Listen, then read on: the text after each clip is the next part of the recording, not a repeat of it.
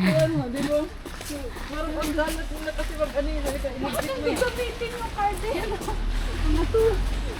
Tapos nakalabas yan lahat. Sabi ko, mamaya huwag ko naman gamitin. Yung mga utensils, nakita ko lang lahat na gamit na.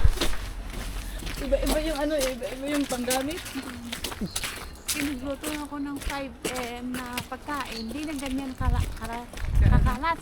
Kasi kaya pag ako naglagluto, hinuhugasan ko kaagad yung anong na ano ko, huhugasan ko. Yung asawa ko magluto, lahat pwede ito gamitin niya. Tawag tapos yung mga utensils, saan kinuha. Bago dito, spoon doon Puro ugasin. Yan. Di ba mga donation ka dito? Mga donation yan. Donation box. Saan ba tayo? Wait lang. Right. Mga donation, ano. Pumunta tayo sa ano ng TLC. Doon. Di ba? Sa ano naman to?